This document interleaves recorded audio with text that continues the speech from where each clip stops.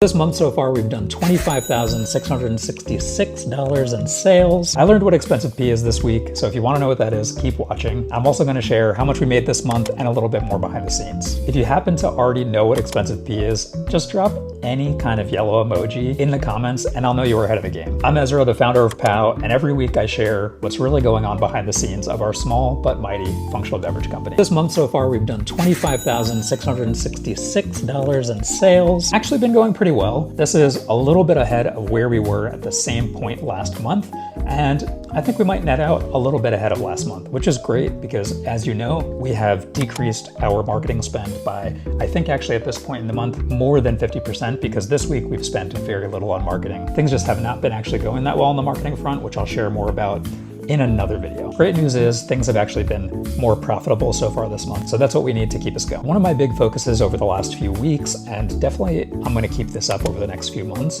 is having one-on-one conversations with our customers. And I've actually been doing this over Zoom, which has been amazing just to really meet face-to-face with them. And I'm going to share some of these conversations more in depth with the customers who gave me permission to do that. One of my favorites from this week, though, is when I learned about expensive pea. That's something that a lot of people like me have who love supplements. That's what people say. It's like if you take too much, you just paying for expensive pea, and it's like, essentially it's when you're paying for supplements that aren't really doing much for your body, so you end up just peeing it out, making your pee a lot more expensive than it has to be. I was pretty glad to hear that our customer who told me about this narrowed down their supplements to just a few, and we were one of the ones that came out on top. They've been drinking Wonder Matcha for a couple years now. All right, that's it for today. If you learned something new, if you didn't already know about expensive pea, let me know in the comments. If you're not already following, please do, and I'll be back next week with some more behind the scenes.